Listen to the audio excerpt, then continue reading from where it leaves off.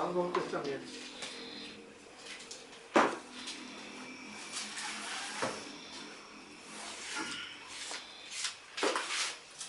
O 6, eu quero meditar com vocês, o 30 em diante. 6:30? Isso.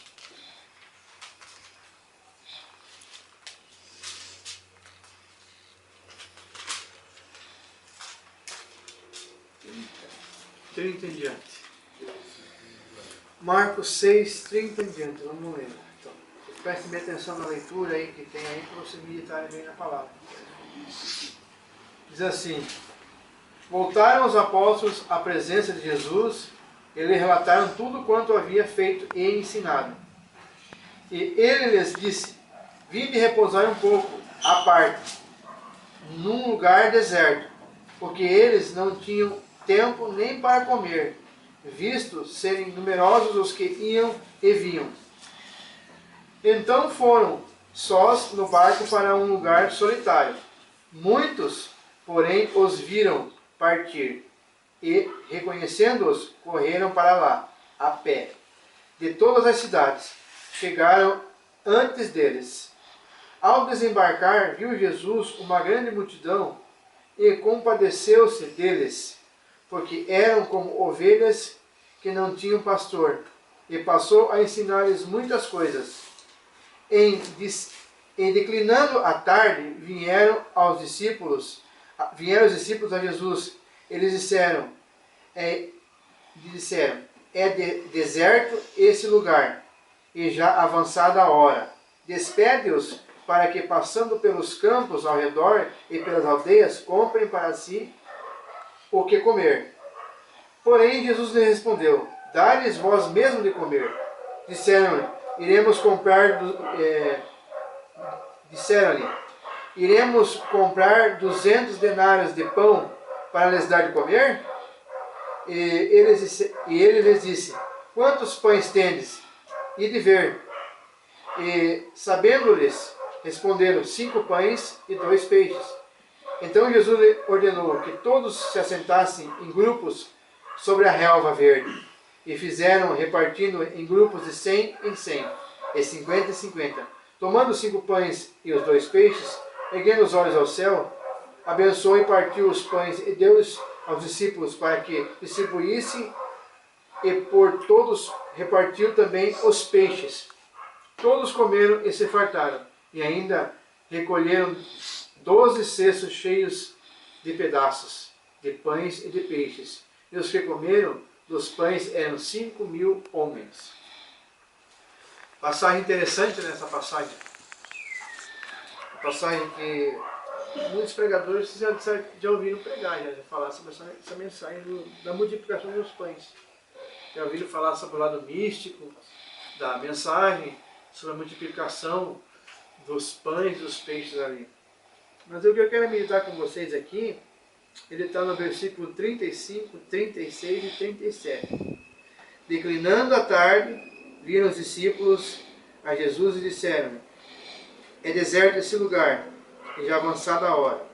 Despede-o para que, passando pelos campos ao redor e pelas aldeias, comprem para si o que comer. Porém, me respondeu-lhes: vós mesmo dá de comer. Disseram-lhe: iremos comprar 200 denários de pão para dar a esse povo? Então, esse texto que Marcos narra aqui, do feitio de Jesus, nós vemos que Jesus andava com muitas multidões o seguindo. Se nós pararmos para analisar o contexto da história, muitos que seguiam Jesus não seguiam Jesus pela palavra.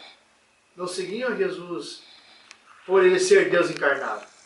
Muito pelo contrário, tem pessoas que nem acreditavam que Jesus era Deus encarnado. Seguiam Jesus porque Jesus curava um doente, porque Jesus operava um milagre, porque Jesus dava de comer. Seguiam Jesus por isso. Pode ver aqui que o texto fala que ainda quando viram, saíam correndo atrás de Jesus. E no começo da história ali, Jesus narra com os discípulos chegando de um grande trabalho, contaram para Jesus tudo o que tinha acontecido, tudo que eles tinham feito. Jesus falou: então vamos ficar a sós aí, para vocês se repousarem um pouco, descansarem, porque eles não tinham tempo nem para comer. E tanto que a multidão os pressionava, né? Tanto que o povo pressionava. E o texto também fala que Jesus, olhando para a multidão, via que a multidão era como ovelha sem pastor. Jesus se comoveu com aquele povo, que via que era um povo perdido. Um povo sem ter no que se apoiar, em quem se apoiar. E não tinha em quem crer, em quem olhar e dizer, eu posso me apoiar nessa pessoa, que era Deus. Né? E são N assuntos aqui que esse texto trata. Né? E nessa questão dos discípulos aqui estarem sós, é uma questão muito interessante. Jesus fala, olha, vocês vão para uma banda no deserto e ficar só. Nós trazemos isso para a nossa vida espiritual hoje, nós vamos entender que é necessário nós ficarmos só também, muitas das vezes. Às vezes a gente questiona quando a gente é abandonado pela família, pelos irmãos, pela mulher, pela esposa, pela namorada, pela igreja, seja lá por quem for. Mas aquele momento de abandono para nós é necessário. Né? É necessário nós pararmos para analisar a nossa situação. Quando todos se afastam da gente, a gente vai dar valor naqueles que a gente tinha. Quando a gente perde a mulher, perde os filhos, perde a família, perde a mãe, entre aspas, eu quero dizer aqui, não perder para a morte, mas perder pelas circunstâncias em que nós causamos com a nossa dependência química, nós perdemos ele, ou perdemos a confiança, é necessário. Eu já falei aqui e torno sempre a falar para vocês. Tudo que nós fizemos lá atrás, quando nós daqui 10 anos, 5 anos, 2 anos, estivermos bem e formos lá para fora, viver lá fora, muitas pessoas que confiavam na gente não vão confiar mais nele, não vão confiar nunca mais. E isso vai ser um grande apoio que você vai ter contigo. Que você não precisa provar para ele nada, que ele tem que confiar em você. Você tem que mostrar para você mesmo. Você não queira mostrar para tua família depois, para tua mãe, para teu irmão, para tua mulher, que você é um cara confiante hoje. Não precisa mostrar para ninguém nada. Você tem que confiar em você mesmo. E ponto final. Entender que você está conseguindo viver aquela vida nova hoje. Não, eu vou provar que eu sou digno de confiança agora. Não preciso isso. Muitas vezes é necessário esse ficar só. Se você for olhar aqui, já no próximo 45 aqui, Jesus anda por sobre o mar, Jesus deixa os discípulos sozinhos de novo. Jesus deitado no barco dormindo, lembra daquela tempestade que teve? Jesus estava dormindo no porão do barco? Jesus não estava dormindo. Jesus era 100% homem e 100% Deus. Então, com certeza, como homem também, ele tinha que dormir e descansar. Aí o que aconteceu? Jesus estava repousando, mas o espírito dele estava ciente de tudo o que aconteceu. Foi ele que ordenou que os ventos começassem a sacudir o barco? Se ele é Deus, é claro que foi ele que ordenou aqueles ventos ali, aquela tempestade. Aí o camarada desceu correndo lá, acorda Jesus. Acorda, não se preocupa de nós morrermos aqui com essa tempestade? Aí Jesus falou, homem de pouca fé. Homem de pouca fé por quê? Vocês não veem que é Deus que está com vocês no barco? Por que estão se preocupando? É essa o enredo da situação que Jesus quer passar naquela tempestade. Vocês duvidam de que é Deus que está aqui? Como eu já disse, muitos seguiam Jesus pelo que ele podia fazer e pelo que fazia. Não porque ele era Deus encarnado. Seguiam porque, tanto que é que o que acontece com nós? Nós procuramos a Jesus quando acontece a tempestade. Aí vamos lá, acorda Senhor, precisamos de você. Mas quando está tudo bem, tudo tranquilo, não procuramos Jesus. Esquecemos dele. Aí é onde que é o mal, onde que é o erro, onde que é o meu eu, onde que é o meu pecado, começa a trabalhar mais forte na minha vida do que nas outras circunstâncias. Por quê? Porque eu não estou apegado em Jesus todo momento. Eu só uso Jesus como uma bengala, como um objeto que eu recorro a ele quando eu estou necessitando, quando eu preciso, quando eu estou com a água batendo na bunda, como diz o ditado. Que o gaúcho fala, né? A água bate na bunda e o cara se preocupa. Mas enquanto isso, está tudo tranquilo, tudo mil maravilhas, é sombra e água fresca, não precisa de Jesus. E é isso que muitas vezes acontece com nós, dentro da comunidade terapêutica. Viemos para cá, estamos longe de todos, de tudo, afastados de dependência química, de droga, porque aqui dentro não temos nada disso. Aí, simplesmente, o ler a Bíblia para nós é obrigatório, porque a casa manda, porque a regra manda ler. Ou participar do devocional é obrigatório, porque a regra manda. Que eu tenho que fazer missa de corpo presente. Agora, quando você tem um coração totalmente dependente de Cristo e Ele realmente está na sua vida, você faz isso com prazer. Você faz isso com disposição. Você faz isso porque você quer fazer. Não porque a regra manda, não porque a liturgia da casa manda, não é porque o teu irmãozinho foi lá te chamar, te acordar para você vir, é porque realmente você quer fazer. Você está disposto a viver uma vida inteiramente com Cristo. E eu quero meditar nesse texto 36 e 37, que os discípulos chegaram para Jesus e viam toda aquela multidão de gente querendo comer. O que eles pensaram? Como é que vamos sustentar esse povo? Como que vamos dar de comer para esse povo todo aí? Mais de 5.000 pessoas. No meu ponto de vista, cara, se eu sou um dos discípulos, eu vejo aquele monte de gente, eu piro o cabeção, cara. Digo, cara, o que eu vou fazer? Como é que eu vou alimentar esse monte de gente?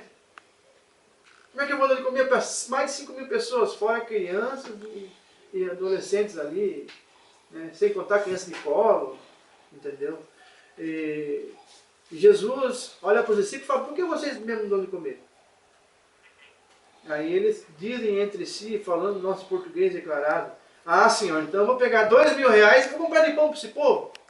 É o que eles quiseram dizer para Jesus. Então, eu vou comprar R$2.000 e vou comprar de pão para esse povo aí? Eles quiseram questionar Jesus, na verdade. Né? Aí Jesus falou assim, não, então vai lá e veja o que vocês têm aí. Então veja o que vocês têm aí para dar. Né? Aí eu te pergunto, o que você tem para dar para Jesus hoje? Tem 5 pães, 2 peixinhos para dar para Jesus hoje? Para Jesus poder multiplicar isso aí, dobrar isso aí, triplicar isso aí. Um pouquinho de conhecimento que você tem na palavra de Deus. Ah, eu conheço o Salmo 23. Entregue esse Salmo 23 para Jesus então. Ele vai multiplicar esse conhecimento teu aí. E o conhecimento verdadeiro é aquele que vive, não é aquele que lê e conhece só. É aquele que vive o conhecimento. Que vive aquilo que acredita. Nós estamos repleto de crentes aí que conhecem. E cita versículos de cor salteado. Mas não tem vivência. Não tem prática. Não tem prática. E o que Jesus testou os discípulos ali? Foi a prática e a vivência. O que vocês têm aí então? Aí já estavam preparados, nós temos só 5 pães e 2 peixinhos só. Então, bora lá trazer isso aí para mim, multiplicar. Né? Aí eles trouxeram para Jesus e era no menino ainda aquilo lá. Né?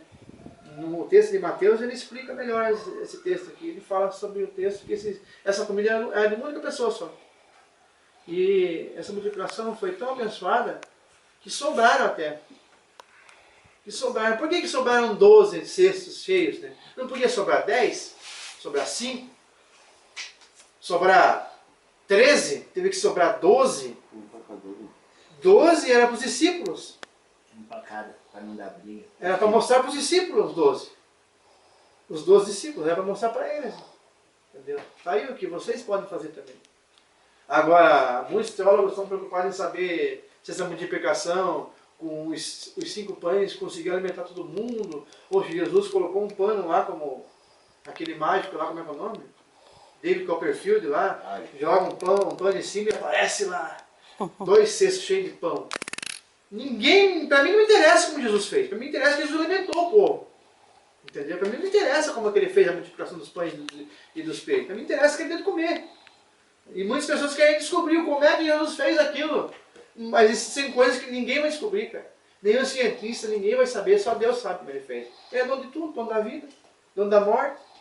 Agora, você quer descobrir como que Jesus multiplicou os pães e os peixes? Então desculpa como que Jesus é dono da morte, dono da vida.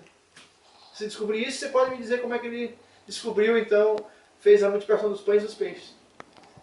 E o interessante dessa palavra é que os discípulos queriam dispersar a multidão. Não é assim que nós fazemos muitas vezes? Que o familiar faz com a gente às vezes? Os camaradas aí, um drogado, um alcoólatra, um infeliz, vamos largar esse cara em qualquer canto aí. Não é assim que fazem com a gente quando está em comunidade terapêutica? Vamos largar esse camarada lá e sei o que Deus quiser daqui 6 meses. A gente foi levar um rapaz uma vez passado no internado, está para 5 meses na casa de recuperação já. E ele falou assim, ó, já fui internado 2 vezes com essa já. Primeira vez que me internaram, me mandaram para casa de recuperação, me deixaram lá. Ninguém me visitou, ninguém me procurou. E quando eu sair de lá, como é que fica daí? Eu moro na rua, não tenho ninguém, não tenho família, ninguém me quer. Como é que vai fazer quando eu sair? Como é que eu vou viver depois? Então é muito fácil largar o camarada e abandoná-lo, dispersar ele.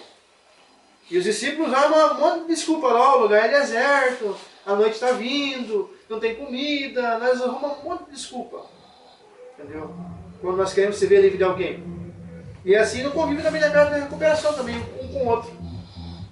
Nós arrumamos um monte de desculpa para poder dispersar aquela pessoa do nosso convívio particular, do nosso íntimo, da nossa amizade, nosso hall de amigos. Nós fazemos isso. Eu fico assim, às vezes, para mim eu tenho o Facebook como uma coisa muito pessoal. Tanto é que eu não deixo ninguém jogar, eu não deixo ninguém entrar no meu Facebook que eu não ser eu. Entendeu? Então, quando eu tenho uma pessoa lá, porque eu conheço, porque eu tenho uma amizade com ela, entendeu? Esses dias lá, porque eu boto muitas pregações no meu Facebook lá, polêmica mesmo. E tem pastor que mete cacete em mim lá, mas eu posto lá o que ele reclamar, o problema dele. É o que eu estou postando é meu e acabou. Se ele tem uma opinião diferente, é o problema dele. Aí teve um irmãozinho que mandou para o inbox lá, dizendo assim, você tem que excluir as pessoas que pensam diferente de você, que contrariam a tua mensagem. Eu falei, não vou excluir. Não vou excluir porque Jesus nunca excluiu ninguém. Eu falei para ele, pensou se Jesus fosse excluir as pessoas que pensam diferente de Jesus, eu já teria excluído, Jesus teria me excluído do Facebook dele há muito tempo já. Eu já não faria parte mais do rol de Jesus Cristo, porque eu penso diferente de Jesus, eu vivo diferente de Jesus. Estamos tentando viver uma vida igual a Cristo. E essa vida é difícil. Entendeu? Então eu disse para ele, como é que eu vou excluir alguém? Não posso excluir ninguém. Se eles quiserem sair do meu Facebook, do meu convívio de amizade, pode sair à vontade. Entendeu? Não vou ficar triste. Mas agora eu ir lá clicar, excluir uma pessoa do Facebook só porque ele pensa diferente de mim? Não. E assim nossa amizade no dia a dia, do corpo a corpo. Pensou diferente de mim, vou excluir. Viveu diferente de mim, vou excluir.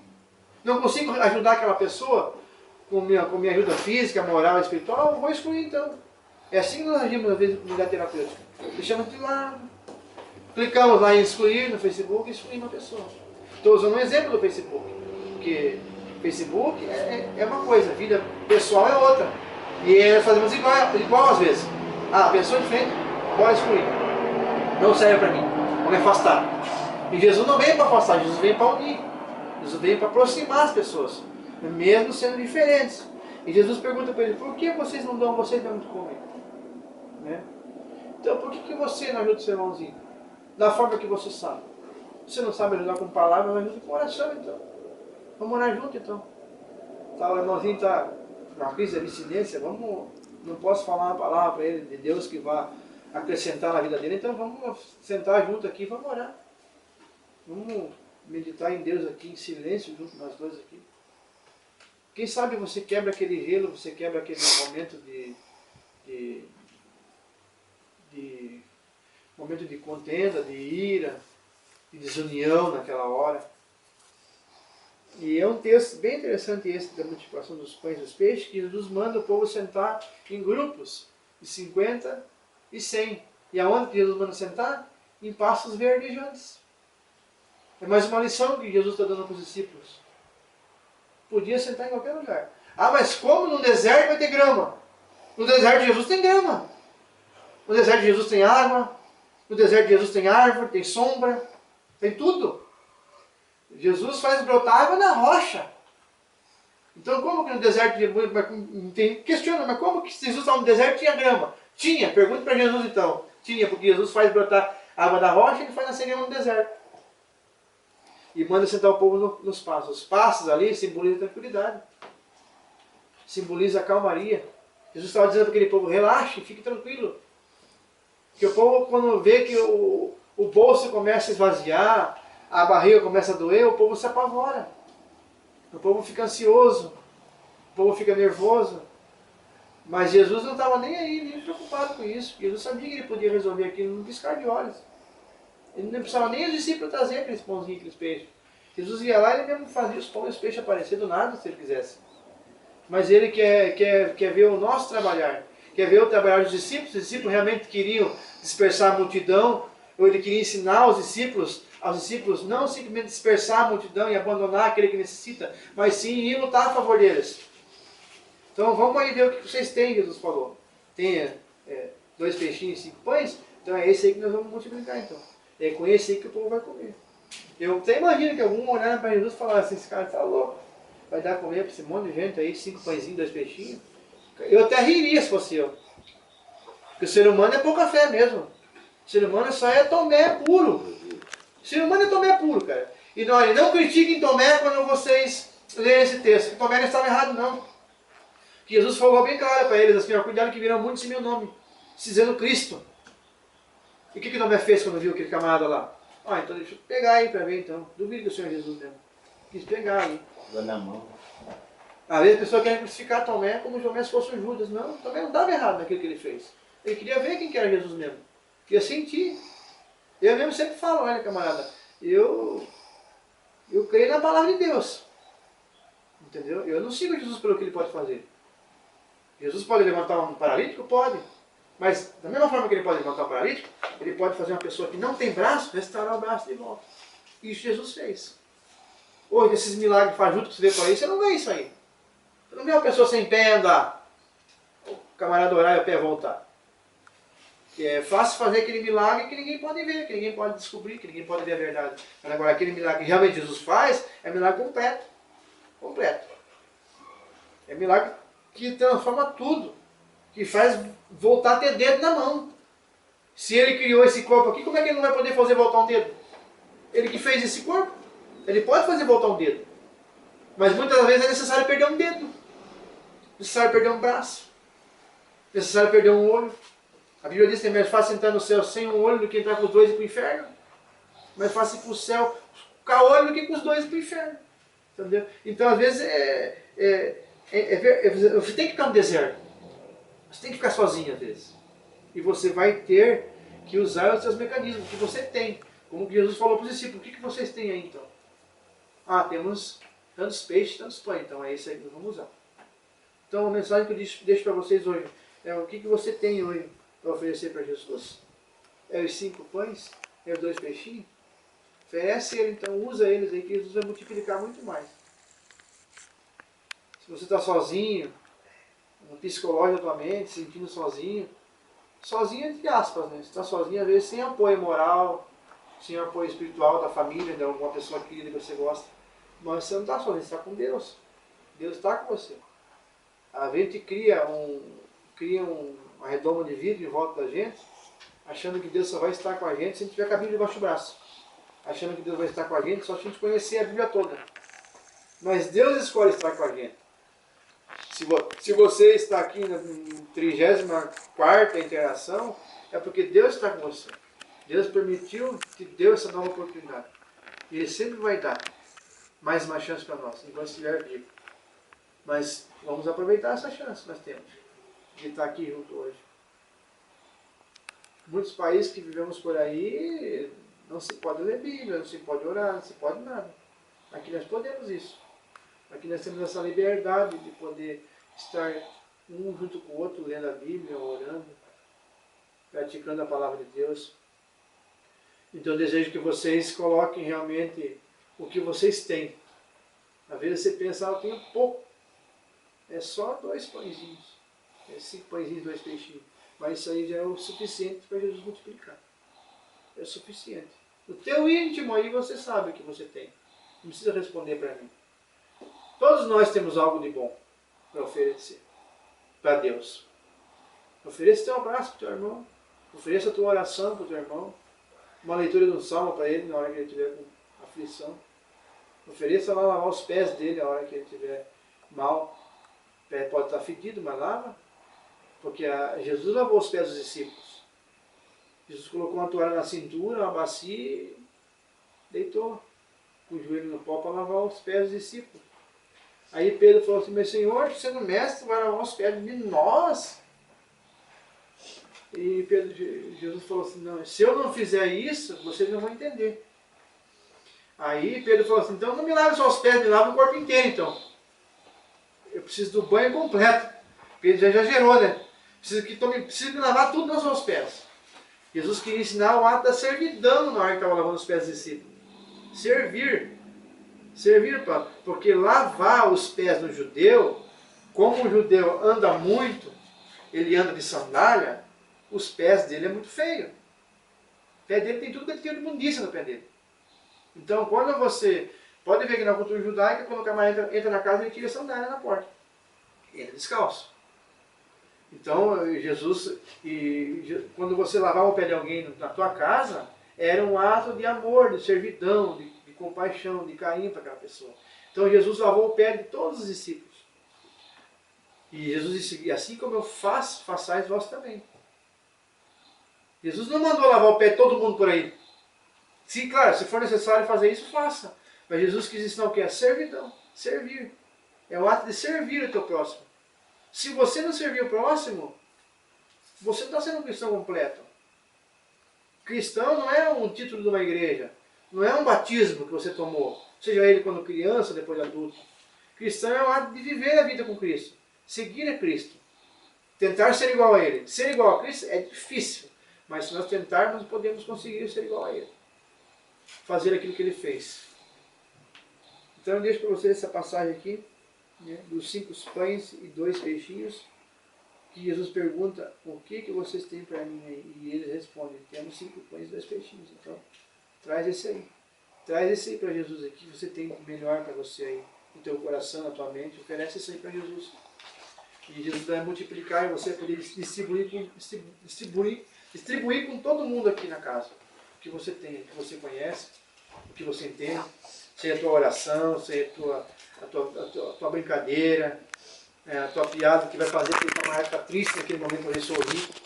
Entendeu? Se nós fizermos assim, nós vamos conseguir sempre fazer o outro bem.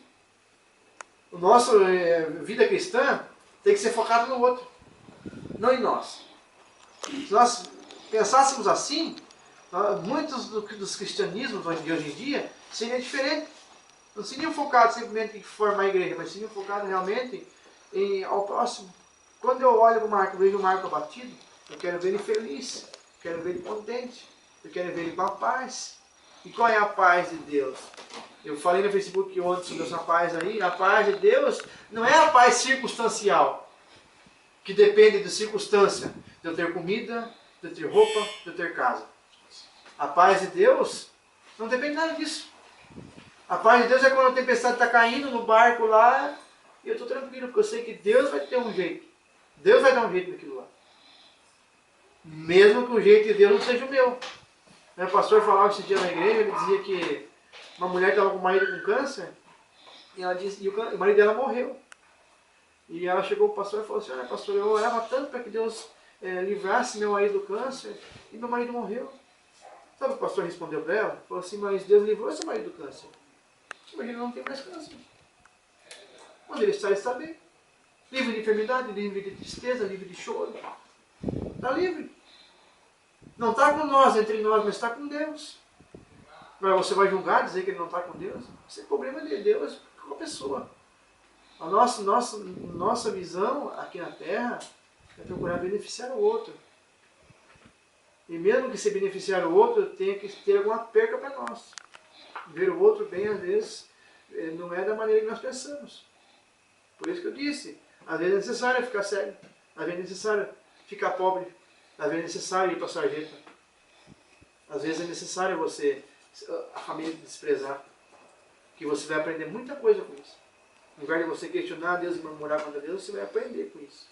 Com essa solidão, com essa tristeza que você pode enfrentar, entendeu? E eu já analisei muitas coisas que eu passei na minha vida, eu sempre questiono isso, eu sempre falo isso. Eu fui criado pelos meus avós, e uma série de pessoas questionava por eu ter sido criado pelos meus avós. E minha mãe é viva, meus avós já são mortos, minha mãe é viva, né? Mora aqui em Pinhais. E eles sempre diziam assim, essa pessoa sempre dizia para mim assim, mas você fica indo atrás de tua mãe não te criou, tua mãe te abandonou com teus avós lá. Tua mãe não foi tua mãe e teu pai foram teus avós.